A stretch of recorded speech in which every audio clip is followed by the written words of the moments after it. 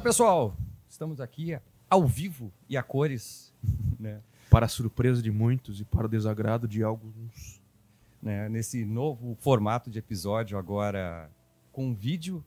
Exatamente. Gerando um profundo desconforto na gente. Com certeza, esse primeiro episódio que nós ainda aprendendo como que nós vamos lidar com esse novo modelo, mas a ideia é que justamente a partir de agora todos esses nossos episódios sejam feitos dessa forma. Nós vamos fazer os episódios gravados em vídeo, aqui no nosso estúdio de Imaginário Sociológico, e nós vamos também continuar lançando os nossos programas, os nossos canais do podcast, não é? Mas a ideia é que agora a gente tenha o vídeo também, né? Mais essa mídia para nós aqui nas nossas discussões. Agora vai ser esse novo formato, não vamos perder o modelo antigo ainda, quem quiser só escutar no podcast, sair para correr e ficar escutando a gente falando. Se é que tem alguns guerreiros que façam isso, né? Pois. Mas, enfim, a gente vai manter o formato antigo e vai seguir com esse novo modelo aqui, nessa outra plataforma, né? Que a gente não atendia ainda, né? Que a gente sabe que a galera curte ver vídeos no YouTube, então... Exatamente. Por que não? Cabe também lembrar, não é, Márcio? E é importante que a gente diga nesse momento, nós dois estamos vacinados, nós esperamos esse momento para que a gente esteja aí imunizados, para que a gente estivesse imunizados, não é? Para poder fazer esse formato. Estamos testados, estamos livres de Covid. Então, a partir de agora, a ideia é que, dentro do possível, frente a esses limites sanitários, não é, de saúde, a gente vai fazer esses nossos programas agora aí presencialmente. Exatamente. A gente está devidamente vacinado, a janela de imunização já foi vencida e seguimos esse planejamento. A gente já tinha combinado isso desde o início, né, de quando a gente começou a fazer os primeiros episódios em conjunto. A ideia já era fazer em Sempre vídeo, foi essa proposta, né, mas infelizmente a gente não tinha como fazer em função da pandemia, né? O Luiz tem filha pequena, Pois, tem que se cuidar. Tem que cuidar da criança, tem esposa, né? Então tem que cuidar desse... Pois. Também cabe lembrar, pessoal, que esse é o nosso primeiro episódio de vídeo dessa maneira. Então a gente vai aqui cometer algumas caneladas, a gente vai, não é, se atrapalhar um pouquinho, mas faz parte. É o primeiro aí de alguns, de muitos, de vários, e nós vamos fazer daqui para frente. Então é um aprendizado. A gente está aqui reaprendendo a bater o nosso papo aqui e nós vamos começar hoje, a partir de agora. Os episódios continuam quinzenais. A novidade é que agora nós temos aí, não é, a mídia do vídeo para nos auxiliar. Exatamente. Vamos seguir aí, Luiz? Vamos em frente. Vamos tocar ficha. Vamos em frente.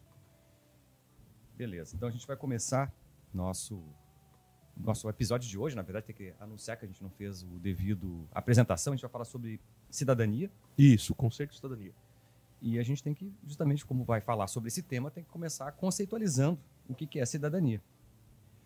Quer fazer as honras? Tu que é o cientista político da galera Olha aqui? aí, que peso. Não, Márcio, a ideia desse conceito de cidadania, assim como tantos outros debates que nós fizemos aqui no nosso canal, é um conceito elementar. É um daqueles conceitos básicos de ciências sociais e de ciência política, mas justamente por ser um conceito básico elementar, é que a gente tem que ter um cuidado maior para lidar com ele, não é? Esse conceito de cidadania que nós podemos compreender assim, digamos, é um conceito que surge na modernidade.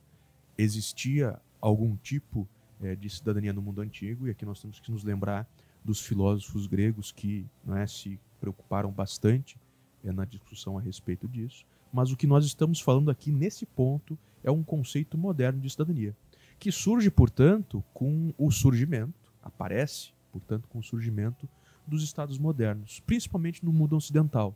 Né? Lembrando aqui aquele nosso episódio sobre história da globalização, que nós abordamos aí bastante a história do Oriente, nós estamos aqui centrando o fogo no Ocidente. Em boa medida, esse conceito de cidadania, ele surge das lutas políticas da Idade Moderna, principalmente das revoluções do século XVIII, mas também da filosofia, do pensamento de vários intelectuais que se predispuseram, não é, a refletir sobre essas transformações do mundo político. Perfeito, né? Acho que a gente tem que lembrar um momento histórico que a gente vai começar a ter esses princípios de cidadania moderna que a gente está discutindo aqui é século XVIII, né?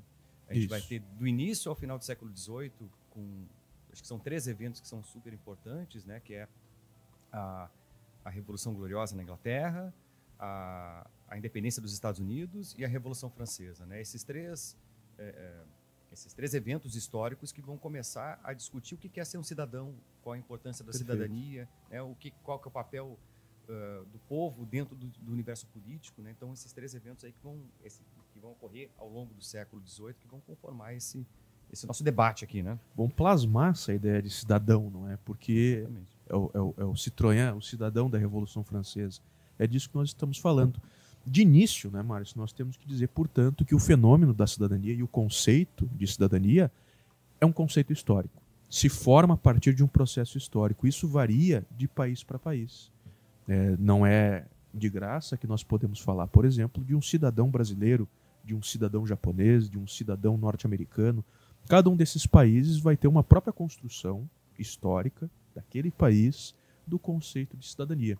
O que nós temos na sociologia e na ciência política e também na história é um debate que vai buscar refletir as diferentes formas que essas construções de cidadania vão acontecendo.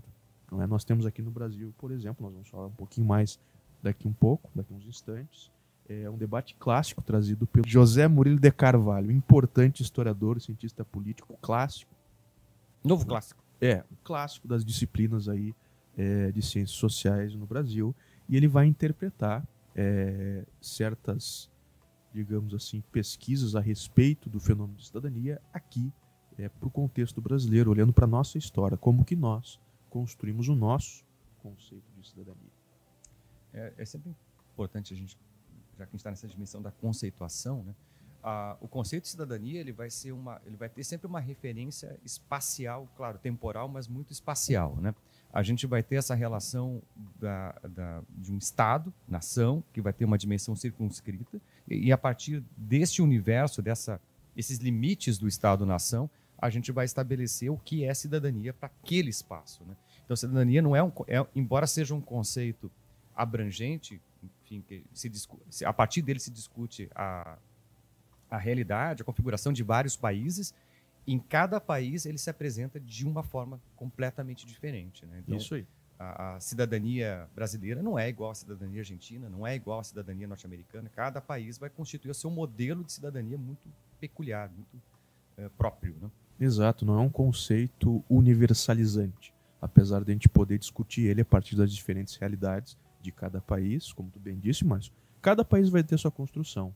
E aqui que a gente começa a ver alguns detalhes, não é? Porque a partir disso nós começamos a poder debater a qualidade da cidadania. Da mesma maneira como nós falamos da democracia como um conceito universal, mas também específico, nós devemos ter essa atenção para o próprio conceito de cidadania. A gente tem certos parâmetros de interpretação a respeito do conceito de cidadania. Em boa medida, né, Márcio, agora passando aqui para o nosso próximo ponto da pauta, a cidadania pode ser interpretada de alguma maneira como a posse de certos direitos. De certa maneira, a ideia de cidadania surge junto, não é, com a ideia de certos direitos naturais que todos nós possuímos e que devem ser garantidos pelo Estado, pela comunidade política. Os mais clássicos são aquela tríade: direitos civis, direitos políticos e direitos sociais, exatamente nessa ordem. Isso é importante aqui para nós, porque isso faz parte da elaboração teórica de um historiador muito importante chamado Thomas Marshall. Esse cara vai se debruçar sobre a construção da cidadania na Inglaterra e vai tomar essa construção da cidadania como um modelo, aí sim universal, a partir do qual as cidadanias de vários outros países podem ser analisadas e medidas. Essa sequência, ela é uma sequência que ele vai analisar, e é uma sequência histórica também, porque se a gente vai pegar os diferentes modelos de cidadania conforme eles vão se constituindo, primeiro é o político. A gente pode pensar até na Grécia Antiga, né, que quando tinha a participação política dos cidadãos lá e tudo mais. Depois entra o direito civis, que começa a entrar os direitos das pessoas, aquilo que cada cidadão tem direito dentro da sociedade, que é um outro modelo de direito. E, por fim, os direitos sociais, que aí tem a ver com acesso à educação, teria a ver com o desenvolvimento dos indivíduos dentro da sociedade, né? Isso. E desenvolvimento e seguridade, né? Que também a segurança pública também entra nesse, saúde, enfim, esses outros elementos, né? Isso, mas perfeito. Apesar de que quando o Thomas Marshall ele olha para a história da Inglaterra, ele vê que nesse momento tem uma certa inversão desses direitos historicamente. Ele vai dizer que, primeiro, na Inglaterra, o que se conquistou a partir das revoluções inglesas foram, primeiro, os direitos civis, direito às liberdades individuais, liberdade de expressão, liberdade de culto, liberdade de pensamento, livre associação e tudo mais. Do exercício desses direitos civis, principalmente que envolve aqui direitos à propriedade e de liberdade, Locke. Exato, se conquistou, portanto, direitos políticos. E do exercício desses direitos políticos, cada vez mais, se introduziram as temáticas aí dos direitos sociais. Esses surgem mais tardiamente, na virada do século XIX para o século XX. E aqui cabe a gente lembrar, como a figura assim, de imagem, as manifestações dos protestos trabalhistas na Inglaterra. Os trabalhadores agora exercendo os seus direitos políticos passam a reivindicar certas necessidades básicas que são incluídas nos direitos sociais, como descanso remunerado, carga horária semanal regulamentada e férias também, entre outros benefícios aí necessários. Hoje nós temos uma gama muito maior de direitos sociais, como, por exemplo, direito à educação, previdência privada, saúde, não é? São direitos garantidos aí, são considerados direitos sociais nesse caso. Perfeito. Esse debate que a gente está estabelecendo aqui é interessante a gente trazer, porque ele está muito conectado com quando a gente estava discutindo sobre justnaturalismo, né? Uhum. Aquele episódio que a gente gravou, ele traz a essência desse debate aqui, porque se a gente vai pensar os primeiros pensadores que vão discutir, sobretudo, a gente estava colocando, né, direitos civis e direitos políticos, vai ser o Hobbes e o Locke, né? O Hobbes vai ser menos citado quando se trabalha com direitos civis, principalmente, né? Porque ele tem a dimensão de que se abdica de alguns direitos civis em nome da manutenção da própria existência, né? Ele fala mesmo das liberdades, né? Exatamente, mesmo das liberdades em função, né, para ter um governo, seja ele qual for, e organizar a casa, né, organizar o Estado e as pessoas não perderem a sua própria vida, né? Já o John Locke, que vai ser aqui o autor central para a gente, eu acho, dessa primeira fase de discussão mais histórica, ele é um autor que vai trazer, em primeiro lugar, a ideia dos direitos naturais, né, dos direitos inatos, como a liberdade, a propriedade, né, e esses direitos naturais como sendo a essência da cidadania, porque a cidadania ela surge para garantir aquilo que já é natural ao homem, né? E isso é um elemento importantíssimo quando a gente está discutindo cidadania. A cidadania não é, dentro dessa visão desses filósofos, né, ela não é algo construído no sentido mais formal, ela é algo que é estabelecido para manter algo natural, né, que é a liberdade, a propriedade humana, esse tipo de dimensão que vem desse pensamento do John Locke, né? Exatamente. Então nós temos essa conceituação clássica do Thomas Marshall a respeito da cidadania, onde ele vai se basear suas análises na história da Inglaterra. E vai dizer, portanto, que todos os países, em boa medida, podem ser analisados a partir dessa régua, que seria uma régua universal. O que acontece é que quando nós analisamos a história do Brasil, e isso quem faz é o José Murilo de Carvalho, nós vamos ver digamos assim, uma certa tensão. Existe um atravessamento. Nós não teríamos seguido, portanto, essa escala universal da cidadania. Aqui nós teríamos tido uma inversão desses valores. Aqui no Brasil, a partir da análise do José Murilo de Carvalho, o que nós tivemos primeiro foi o garantimento, não é, dos direitos sociais por parte do Estado, uma perspectiva bastante patrimonialista. E depois, só depois é que vieram os direitos civis e os direitos políticos, numa última fase apenas. Desse atravessamento, né, desse tropeço, digamos assim, dessa mistura, surge a cidadania brasileira com todas as suas peculiaridades. Por isso nós temos coisas no nosso espaço público como o próprio patrimonialismo, o coronelismo, o clientelismo e tudo mais. Essa é a visão, não é, que o José Murilo de Carvalho traz para nós naquele livro clássico dele, que é a construção da cidadania do Brasil, longo caminho, longo caminho, né? Não é longo percurso, longo caminho. Pois é. Nesse livro, portanto, que fica aí a dica, não é, de leitura para quem está nos acompanhando, é onde o José Murilo de Carvalho vai explorar essa diferenciação entre esse modelo clássico, tradicional de cidadania e o percurso histórico do Brasil. Perfeito. É sempre importante a gente ver. A cidadania brasileira ela vai ter vários percalços. O Brasil é um país muito diferente do ponto de vista histórico, né? A gente teve vários momentos, né, e várias condições únicas na história da Organização dos Países. O Brasil foi o único, eu saiba, o único país em que, enquanto colônia, abrigou a monarquia, né? Enfim, da metrópole, né? Então, o Brasil, enquanto colônia, se tornou metrópole por um período de tempo, né? Enquanto o Dom João veio para cá e tudo mais, a família real, e depois volta. Então, essas conformações históricas que o Brasil tem influenciam naquilo que a gente tem de cidadania, porque as instituições acabam sendo diferentes, a forma de organização, porque no final das contas a gente começou a incorporar elementos na nossa organização política que não necessariamente a gente vai ver nos nossos vizinhos aqui ao lado, né? Isso pro bem ou pro mal, né? A gente não cabe nosso julgamento, né? Talvez não tão bem, né? Aí, pois. Né? Vamos deixar para as pessoas que façam o juízo de valor. Mas sim, Márcio, sem dúvidas. A vinda da família real em 1808 aqui para o Brasil traz transformações fundamentais para a gente compreender o caminho, o percurso político do Brasil. Quando o Dom João VI sai do Brasil em 1821 e volta para Lisboa, deixando aqui Dom Pedro, que depois seria Dom Pedro I, ele deixa o Brasil praticamente com todas as instituições necessárias para um Estado independente. Quando a família real, e isso é curioso de pensar, porque esses caras não vieram para cá só a família, vieram eles e toda a burocracia estatal do governo português. Vieram para cá e precisaram aqui, portanto, criar instituições políticas capazes de, a partir daqui, coordenar, organizar todo o Império Português. Então esses caras tiveram que promover reformas fundamentais, tiveram que abrir os portos do Brasil que estavam fechados. A imprensa nesse momento aqui no Brasil surge e ganha um grande fôlego, tanto que existem trabalhos muito belos, até do próprio José Murilo de Carvalho, ao analisar a tarefa da imprensa brasileira durante o processo da independência nacional.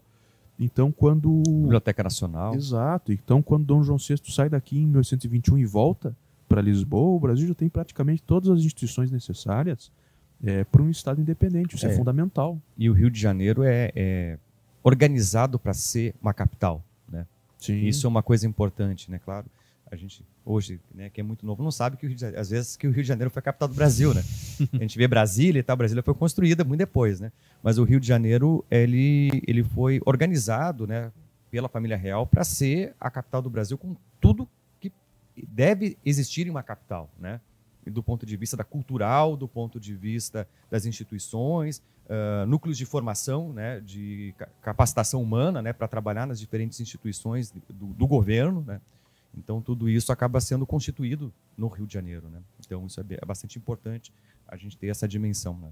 Sem dúvidas. E o próprio Darcy Ribeiro, olha nós aqui citando Darcy Ribeiro, que medo. O próprio Darcy Ribeiro, não é? Porque nós somos sociólogo, cientista político, nos aventurando nos mares da antropologia nesse momento. Por isso que é perigoso. O Darcy Ribeiro, não é, Márcio? Ele vai dizer, nos seus estudos, nos seus textos, que o brasileiro ele já nasce velho e novo ao mesmo tempo. Novo porque nós somos uma coisa que surge, não é? E que não tem parâmetro, que tem que se compreender e se inventar.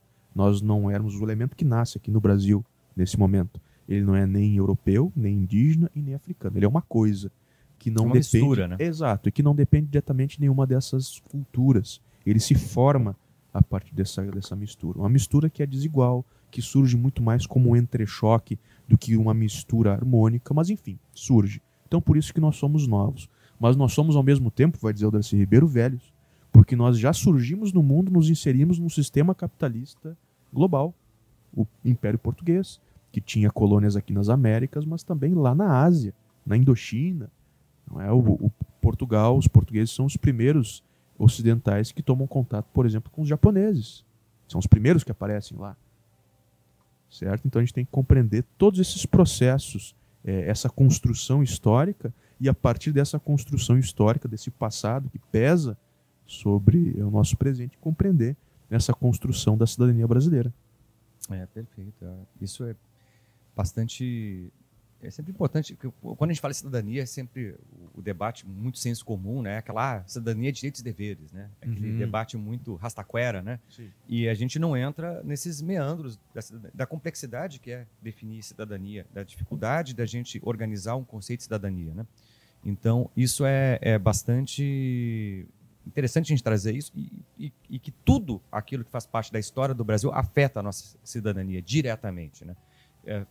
Eventos, né, trágicos da nossa história, como a própria escravidão, afeta diretamente a nossa cidadania hoje ainda também, Sem porque dúvidas. isso afeta justamente como a não inclusão dos negros na sociedade brasileira afeta muito a nossa cidadania até hoje, né? Tem exclusão social por causa disso.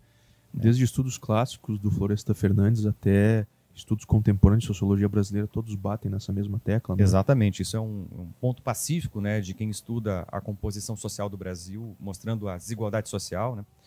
Enfim, então isso tudo faz parte, né? A gente tem que trazer esses elementos todos para discutir o que é cidadania e trazer como que ela se conforma no Brasil, né? Então isso é bastante importante, eu acho que a gente frisar um pouco essas questões, porque às vezes a pessoa que está escutando a gente aqui, está vendo a gente agora, né, não tem essa compreensão mais profunda do que é cidadania, né? Sim, mas sem dúvida. E também a gente deve compreender, não é? Nós estamos falando até o momento dos aspectos históricos da cidadania, como que ela foi construída no Brasil, e por isso ela é peculiar. Mas nós temos que também ter noção, não é, que a cidadania não é um dado completo, ainda está em constante transformação, alguns diriam aprimoramento, mas em transformação com aprimoramento certeza. Eu acho complicado, mas ela está em transformação. Isso Transformação com certeza. Concordo. É que para melhor nem sempre, né? E nós temos que compreender que nesse momento de construção, de transformação da cidadania na atualidade, nós temos que nos lembrar da importância dos movimentos sociais e da sociedade civil na construção, na transformação dessa cidadania contemporânea. Inevitavelmente, a sociedade muda, e muitas vezes muda adaptando pautas novas ao que já existe. As pautas dos direitos, por exemplo, da comunidade LGBTQIA+, é um exemplo disso. O próprio direito da população negra, que até pouco tempo atrás, como a gente acabou de lembrar aqui, não fazia parte do debate público, mas agora precisa fazer parte, a gente tem que compreender que isso não foi algo dado, não caiu do céu a inserção desses movimentos, desses elementos nesse conceito de cidadania. Isso é fruto de disputa política, de luta. Muita gente teve que sofrer aí para que hoje nós tenhamos a cidadania que nós temos. Ainda está se transformando, tem muita coisa para se fazer, não é? Mas é necessário que a gente compreenda esse processo de luta, de transformação. Não é fácil mudar as coisas, não é? Exatamente. É sempre importante a gente ter clareza de que por trás de todo o direito adquirido na sociedade que a gente vive tem muito sangue. As leis, elas são feitas a partir de muita luta, sobretudo de quem é excluído, né? Inicialmente, o grupo que foi incluído foram as mulheres, né, que eram excluídas do processo político e foram incorporadas na primeira metade do século XX, né? E foi a partir de muita... Bom, o Dia Internacional das Mulheres fala um pouco sobre isso, né, daquela fábrica, né, que foi tocado fogo com as mulheres dentro e tudo mais, quando estavam reivindicando direitos políticos. Então, é sangue, né, que está envolvido nisso. Né? É luta de pessoas, muita gente foi presa, morta, e vejam, não estavam lutando por algo, sei lá, não eram grupos terroristas, né, como muitas vezes... É algo que para nós hoje é cotidiano, é corriqueiro, não é? Exatamente, né? Fazer uma manifestação na rua pedindo direitos, hoje, na democracia que a gente vive hoje, não é algo estranho, né? Quantos grupos, né, foram para as ruas nos últimos 2 anos, né? Sim. Se a gente for pegar no Brasil, né? E ir para a rua reivindicar coisas, seja lá o que for, durante um bom tempo as pessoas eram presas, mortas, torturadas e todo tipo de atrocidade acontecer com elas, né? Então, esses grupos que eram excluídos, né, as mulheres, os negros, a comunidade LGBTQIA+, né, grande sigla, e todos esses grupos que hoje brigam, né, por mais espaço, por mais aceitação, né, e muitas vezes por diminuição de preconceitos ou problemas que enfrentam na sociedade, né, como a gente sabe, né, o Brasil é um dos países que mais mata as pessoas da comunidade LGBTQIA+, né?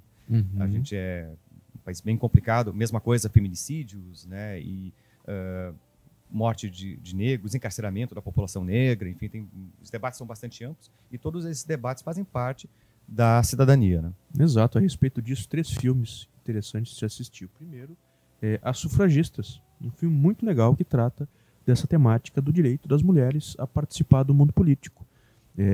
Também nós devemos nos lembrar aqui, e eu cito, né, Márcio, Milk com Sean Penn, filme Milk, muito legal. Conta a história também de um candidato, de um político homossexual nos Estados Unidos. Vale muito a pena assistir. E por último eu citaria o Amistad, com o Anthony Hopkins. Muito legal também para debater a situação dos direitos dos negros, dos africanos escravizados que eram trazidos, que eram tirados da África, né, contra a sua vontade, para trabalhar nas Américas. Então vale a pena. Então, Márcio, a gente vê, portanto, que os movimentos sociais são instrumentos fundamentais para a transformação da cidadania. Alguns dizem aprimoramento, mas nós devemos nos lembrar que os movimentos sociais necessariamente não precisam ser movimentos sociais progressistas. Nós encontramos também movimentos sociais conservadores e até alguns que são reacionários. O movimento social ele é um tipo, uma categoria analisada pela sociologia para descrever um grupo de pessoas que se reúnem em volta de uma pauta e lutam para que essa pauta seja aí, efetivada na sociedade. Inevitavelmente, uma pessoa que participa de um movimento social, ela espera que aquela ideia que ela tem sobre aquele tema seja universalizada, aceita por outras pessoas, e por isso que ela participa.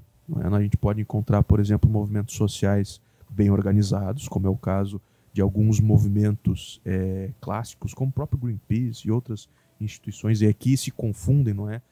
Organizações da sociedade civil com movimento social, mas nós temos também movimentos sociais conjunturais, espontâneos, que surgem em dada conjuntura, e depois que aquela conjuntura desaparece, esses movimentos sociais aqui também desaparecem. Perfeito. E a gente, né, tem que trazer a questão que a gente hoje, por isso que não se discute progresso, né? Porque quando a gente vai discutir os direitos sociais atuais, sobretudo na relação dos trabalhadores, a gente tem todo o debate sobre a precarização do trabalho, que é um debate bastante contemporâneo, uberização do trabalho, tem vários nomes para o mesmo fenômeno, e dentro das linhas mais eventualmente progressistas ou conservadoras, é muito difícil definir isso, né? Sim. Porque em algum momento histórico foi progressista, mas hoje seria conservador, né? Porque eles tentariam conservar direitos já adquiridos, né, pela classe trabalhadora. E esses grupos tratam esse debate contemporâneo, né, de precarização do trabalho como um retrocesso, né, que é justamente a flexibilização das horas de trabalho, né, esse sistema de terceirização do trabalho, né, que as pessoas já não são mais empregadas, elas têm que criar uma empresa para elas, e aí elas são contratadas... Pejotização. Exatamente, são contratadas por demanda, e aí não tem mais horas de trabalho, trabalham muito mais, ganham menos, porque se paga menos também pela mesma função. Enfim, todo esse debate faz parte também disso que a gente está discutindo, né? Esse debate específico tem também um episódio do podcast mais antigo, que eu fiz uma entrevista com um amigo sobre precarização no trabalho, né? Então, só pesquisarem lá, vocês vão achar também. Fica aí o link. Márcio, eu acho que era isso que nós tínhamos para conversar aqui no nosso episódio de estreia aqui desse novo formato do canal, não é? Nem vi quanto tempo demorou aí. Acho que teve seus... Bom, depois a gente vê. Depois a gente vê. Fica na edição. Também, então, convidar o pessoal, como a gente sempre faz, a nos seguir nas redes sociais. Agora é muito importante que nos sigam também aqui no nosso canal do YouTube. Agora a gente tem essa plataforma, então sigam, compartilhem, comentem, ativem o sininho, né? Façam todas essas coisas que essa plataforma precisa, né? E se puder, indique também o nosso podcast aqui para quem talvez se interesse sobre esses temas que nós estamos aqui discutindo. É muito importante ter esse boca a boca, né, para transmitir esse nosso trabalho. A gente faz aqui com bastante cuidado, a gente tenta trazer sempre um debate com um certo rigor aqui para vocês. Então é muito legal que isso esteja alcançando aí outras pessoas. A gente fica contente com isso. Bom, é isso então, né? Um abração, pessoal.